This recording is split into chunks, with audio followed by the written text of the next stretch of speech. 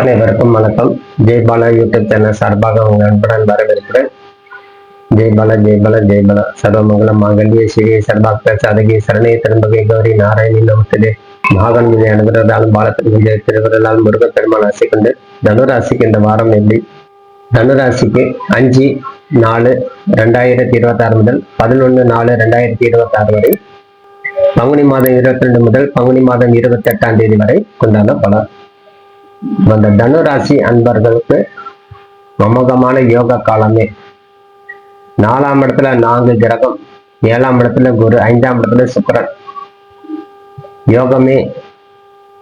செவ்வாய் 4ஆம் இடத்துல இருக்கும்போது சூரியனோட சேர்ந்து புதனோட கூடி இருக்கும்போது யோகத்தை கொடுக்கும். அமோகமான பலன்.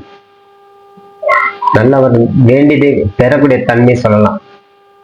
கேது பகவான் 9ஆம் இடத்துல பாக்கியஸ்தானத்துல அமர்ந்திருக்கிறார். உங்க ராசியில இந்த வார இறுதியில் உங்க ராசியில சந்திர பகவான் அமர்கிறார். அது உங்க பாக்கியம். மகர ராசிக்கு சந்திரன் செல்லும்போது உங்க குடும்பஸ்தானம் பலம் தரும்.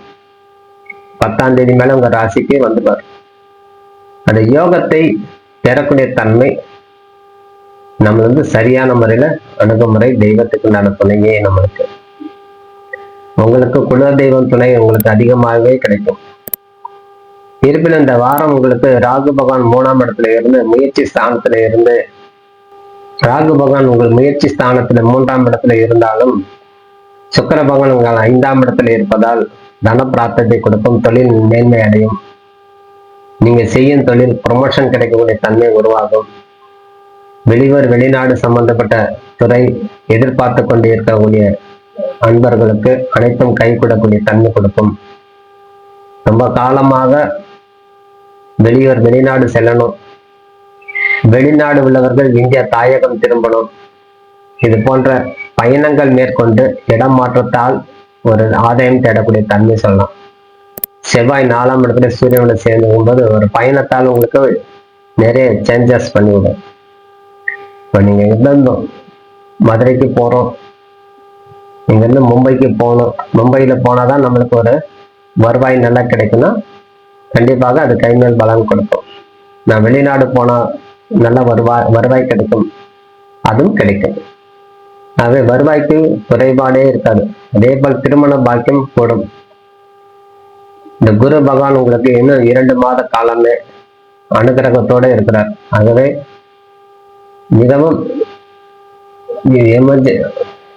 மிகவும் சிறப்பாக செயலாற்றி திருமணத்தை தயார் செய்து கொள்ள வேண்டும். உங்க பிள்ளைகளுக்கு எதிர்கால வாழ்க்கை நம்மளுக்கு வேணும் அப்படின்னா இந்த 2 மாத காலத்துல ஒரு நிச்சயதார்த்தமாவது செய்து வைத்துக் கொள்ள வேண்டும். 2 மாதத்துல திருமணம் நடத்த கஷ்டமே.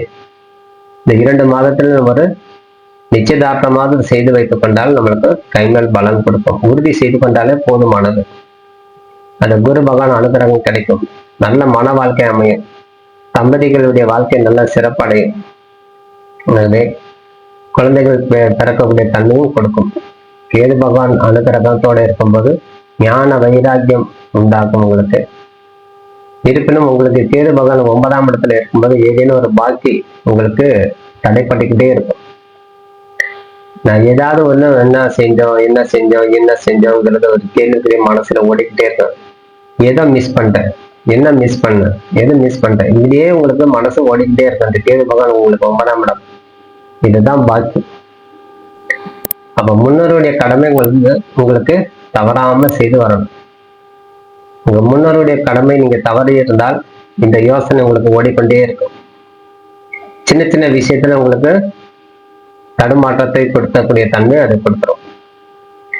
அதே போல் சூரிய பகவான் 4ஆம் இடத்துல இருக்கும்போது சொந்த வீடு அமையக்கூடிய தன்மை செவ்வாயோட சேர்ந்து இருக்கிறதுனால் சனி பகவான் அதிலே கூடி இருப்பது உங்களுக்கு 2க்கும் 3ஆம் அதிபதி சனி 4ஆம் இடத்துல இருந்தாலும் சனி உங்க ராசிக்கு 10ஆம் பார்வையை பார்க்கிறார். அதர்மற்ற சனி புதிய இடம் வாங்கக்கூடிய தன்மை, நிலம் வாங்கக்கூடிய தன்மை, கண்டிப்பாக வீடு வாங்கும் யோகம் அனைத்தும் கொடுக்கும். செவ்வாய் பகவான் உங்களுக்கு வலுவாக உட்கார்ந்துருக்கிறார்.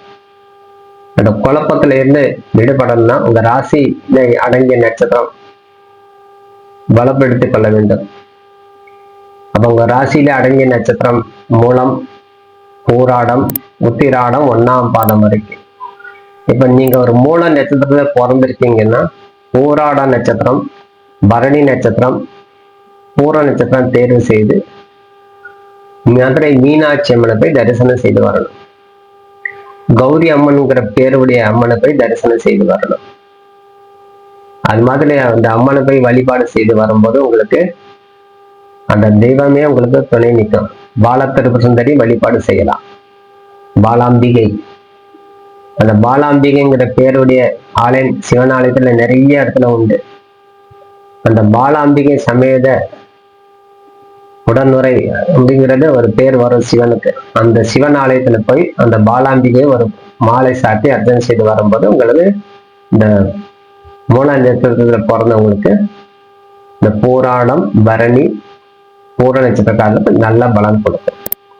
நீங்க ஒரு பூராடம் நட்சத்திரத்துல பிறந்திருக்கீங்க அப்படின்னா நீங்க உத்திராட நட்சத்திரம் அன்னைக்கு கிருத்திகை நட்சத்திரம், உத்திர நட்சத்திரம் அன்று சென்று சூரிய பகவான் சார்ந்த ஆலயம், சூரிய நாராயண வழிபாடு, சூரிய பகவான் வழிபாடு, ஆர்கிய வழிபாடு சொல்லாது, கொஞ்சம் நல்லா ஜலத்தை விட்டு வழிபாடு செய்யணும். சூரிய பகவான் ஆர்கியம் விட்டு வழிபாடு இல்லைன்னா ஒரு சூரிய நாராயணங்கிற பேருடைய கோயில சென்று ஒரு திருமஞ்சனம் செய்து கொள்ளணும்.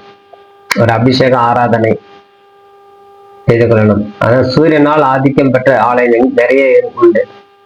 அத்தனை இடத்துல போய் அவங்க அருகாமையில் இருந்ததுன்னா சூரியனால பலம் பெற்ற கோயில் அப்படின்னா அந்த இடத்துல போய் நீங்க வழிபாடு செய்து கொள்ளும்போது உங்களுக்கு கைமேல் பலன் கொடுக்கும். நீங்க ஒரு உத்திராட நட்சத்திரம் தனுசு ராசியில பிறந்திருக்கீங்கன்னா நீங்க திருவோண நட்சத்திரம், ரோகிணி நட்சத்திரம், அஸ்த நட்சத்திரம் தேர்வு செய்து திருவோணம் சொல்லக்கூடிய பெருமாளுக்கும் தாயாரை மலை சார்ந்த ஆலயம் வழிபாடு.